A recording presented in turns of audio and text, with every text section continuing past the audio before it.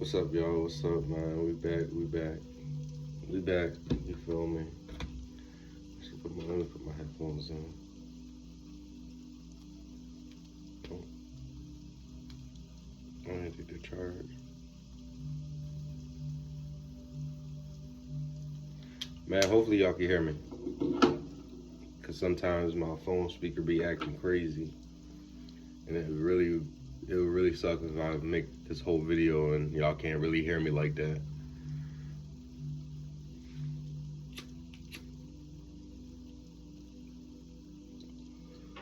How everybody feeling today? I just woke up. It's early in the morning. I was thinking about this topic today for y'all earlier. I had to get some rest. I just woke up and I'm like, you know what, let me just make a video for y'all.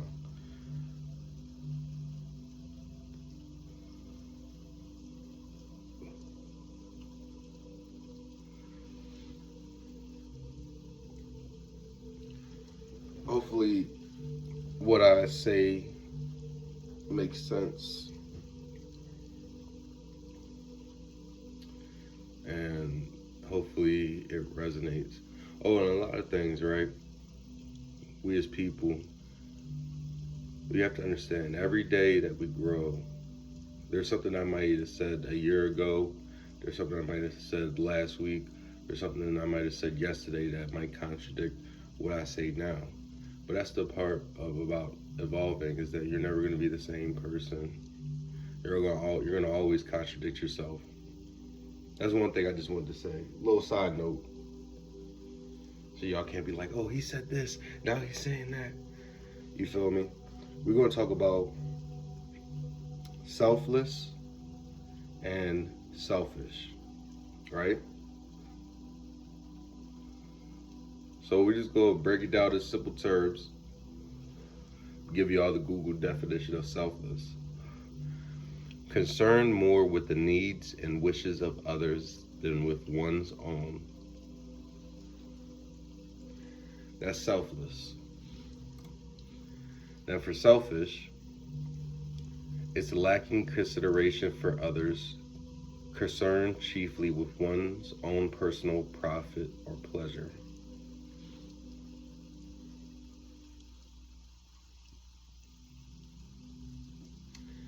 Now I believe there should be a balance between both, right? It's always the yin and yang, right?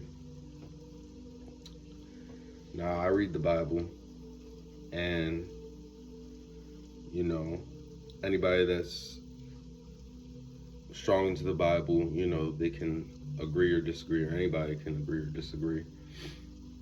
You know, it does teach us to be more selfless. I don't really think it talks about being selfish in the Bible. But I could be wrong. Read the scriptures for yourself, pray about it, connect with the Most High. Use your discernment. But I'm going to read some scriptures, right? So Philippians 2:3-4. Let nothing be done through strife or vainglory, but in lowliness of mind, let each esteem other better than themselves. Look not every man on his own things, but every man also on the things of others.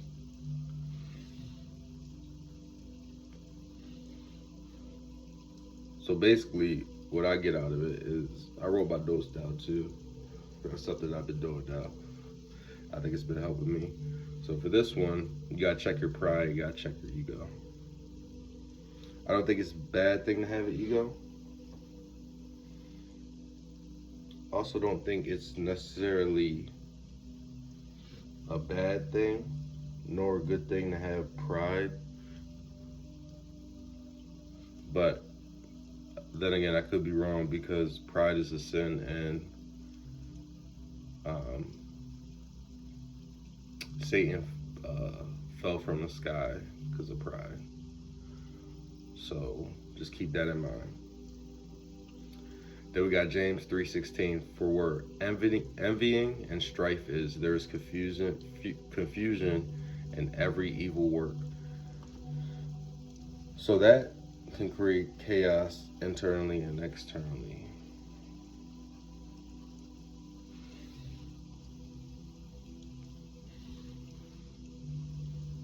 Having envy and strife.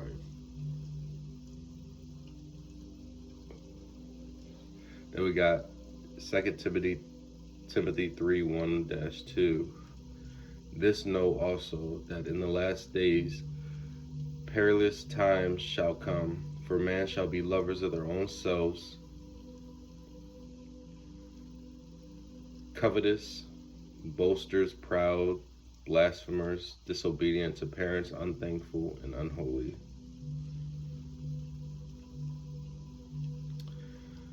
This one right here I like. I didn't really understand the second one as much. But this one I like because extreme selfishness can increase your decline with your spirituality.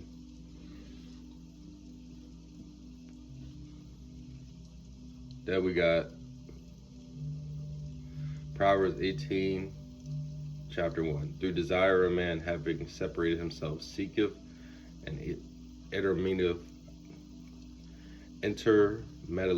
with all wisdom. Sorry, I don't know some of these words. I don't know how to pronounce some of these words.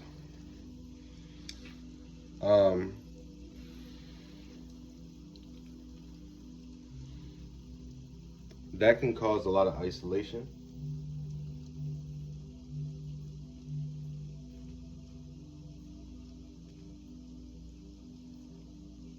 Because it's more of B. You feel me? So you can self-isolate and you could destruct because of that. Then we got Philippians 2:5-8. Let this mind be in you, which was also in Christ Jesus, who being in the form of God thought it not robbery to be equal with God, but made himself of no reputation, and took upon him from the form of a servant, and was made in the likeness of men, and being found in fashion as a man, he humbled himself and became obedient unto death, even the death of the cross. Sorry. So this shows you the ultimate example of Christ's humility with this verse right here. Then we got John 15:13. Greater love hath no man than this, that a man lay down his life for his friends.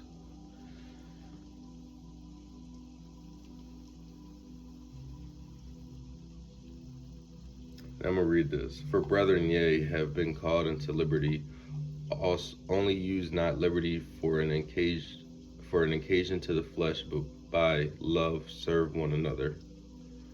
So these two scriptures, right? It's a blessing to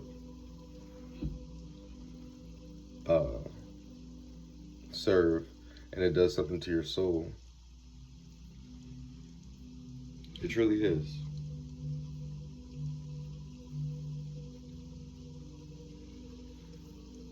Be kindly affectionate to one another with brotherly love and honoring, preferring one another.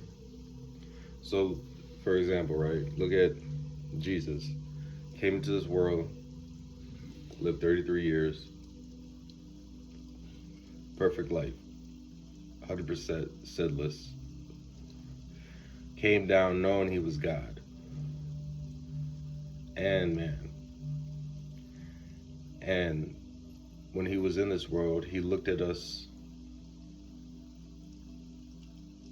like precious diamonds and rubies. Now think about that. The man that had no selfishness at all. The man that was so selfless Now,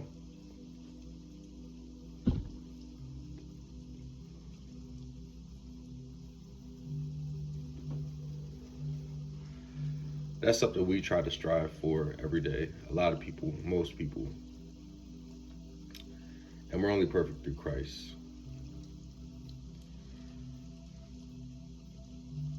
But just think about that. Somebody that knows that they're God, that is God,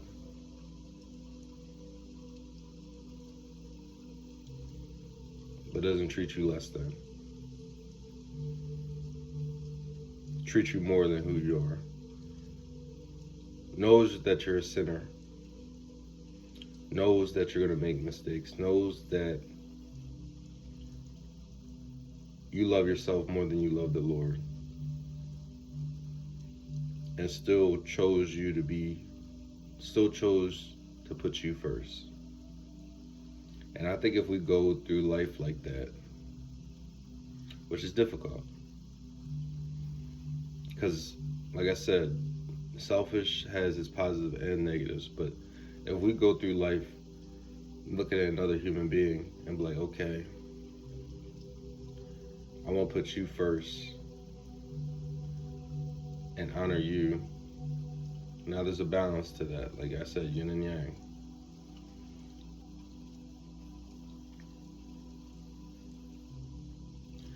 Don't you think the world would be a lot kinder? People would be a lot nicer. It's difficult to do, even for myself. Now, the negatives was being selfish is disregardful, it's egoism, and it's for personal gain. But the positives about being selfish is respectful, being aware, self-care, boundary setting, contentment. It's okay to say no, and it's okay to protect your peace. For example, if you don't want to go somewhere you know you shouldn't be going, that's not being on the negative aspect of being selfish. If you know you don't want to drink, you know you don't want to go to that club, it's okay to say no.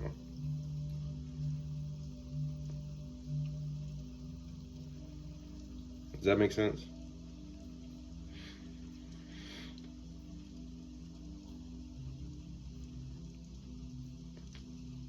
Because selfishness teaches, what about me? Selflessness teaches, how can I serve? But wisdom says, serve without losing yourself. And that's where you find the complete balance. Serve without losing yourself. Acting without attachment, loving without expecting return, serving without ego. Now we're going to flip it to this like psychological side with doing a little bit of research on Carl Jung. He was looking at it, describing it as the shadow. Instead of saying like selfish or selfless, he was stating conscious or unconscious. Now, the shadow, right? We might do things that seem selfless, but sometimes, for example, we might want to give somebody money because somebody's looking. So we're helping others to feel superior. Also, we might do it to manipulate some type of affection with self-sacrifice. And sometimes we do it to avoid facing one's own desire.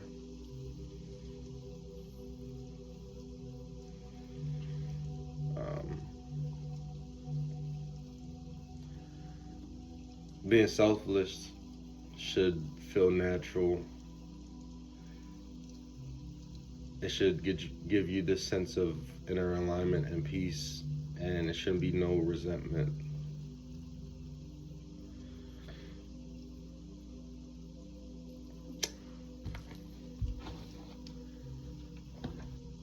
hope that makes sense with a lot of y'all. I was really just reading things.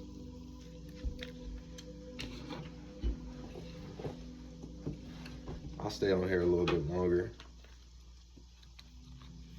Maybe I might do a part 2 to this, because I actually do want to talk about that. Because you ever notice, like, for example, right, you're riding down the street and there's somebody that is less fortunate and they live on the streets and they're, at an intersection, they're asking for money.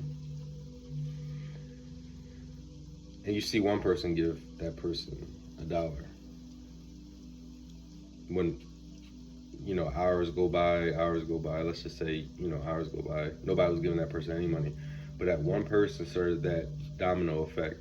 That one person gave that one man, okay, let's bring it down. Let's say $10. Let's say you've seen the person give the man or a woman a $10 bill. Next thing you know, you see another person. Boom, boom, boom.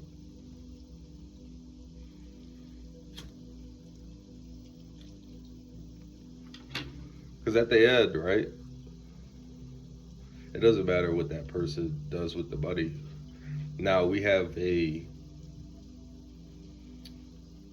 lot of us may be like, oh, I'm not giving that person money. He's just going to buy it to go get drugs. Why does that matter?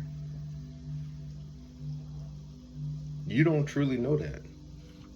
Even if he is, even if you did know that.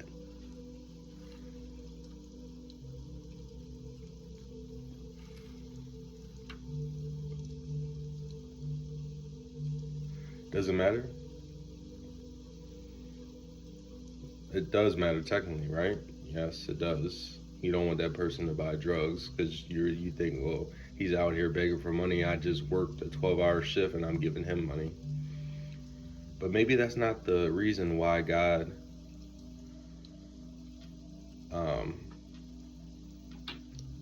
is giving you this sense of act to give this person money, right? Maybe it's for you. Maybe it's not even for him. Because there's been countless of times where I judged a person and where they ask me for money and I say no. I still try to be polite. Sometimes I may ignore them. Maybe it's just me. But then I go to sleep at night. Months can go past. And I think about that person. I'm like, damn, what if he really needed something to drink? What if he really needed some food? You get what I'm saying? You get what I'm saying? You feel me? Try to look at the bigger picture.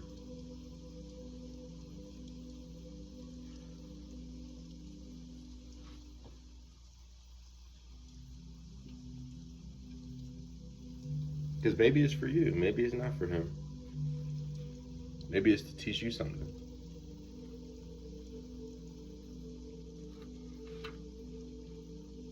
I feel like I really want to talk more about this. I really want to make a part 2 for y'all. Maybe in the future. Because I feel like even though I wrote stuff down and I was reading things, I felt like it was still kind of not delivered the right way. But I feel like I got some stuff out where it may resonate with some people and be like, oh, okay, I get it. But honestly, the point of this video is look at Christ. Even if you don't believe in Christ, read his story. Read about Jesus.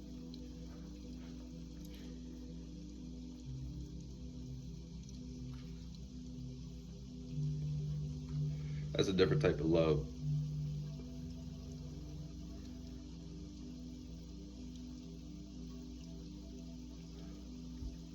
It truly is.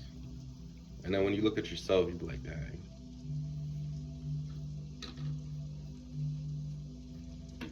You understand?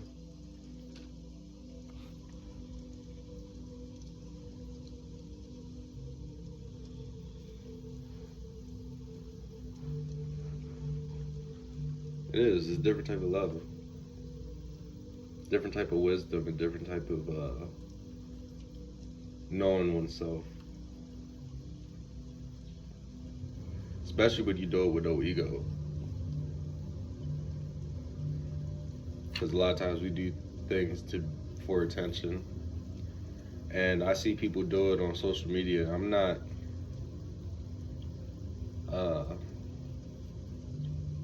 sometimes I don't think it's the best way to go about things, but it also can provide some positivity with it. But it does say somewhere in the Bible, you know, actually, let's look that up.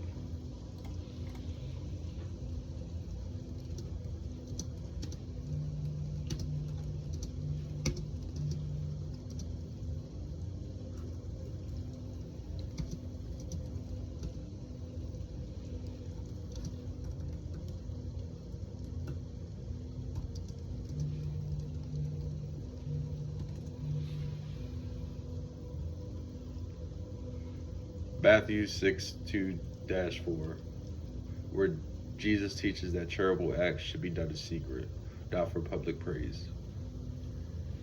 So,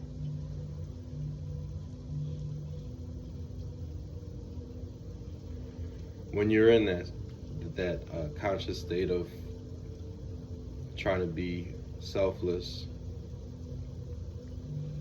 make sure you're not doing it out of ego, but out of love. And don't just try to give somebody something so you can return it, so you can try to get some good karma, because that's not how karma truly works.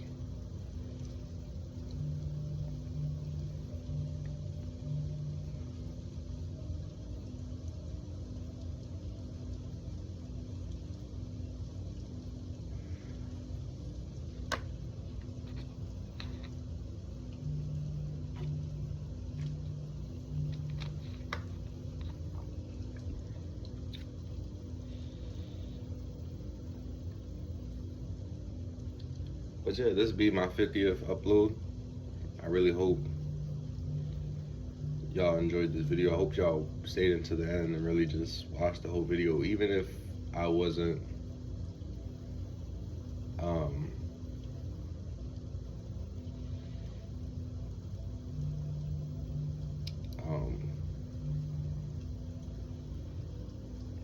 perceiving the message correctly. I hope you could get bits and pieces out of it. So yeah, really hope y'all enjoyed. About to go chill, do some music, write some music, and enjoy the rest of my night. So y'all do the same. Deuces.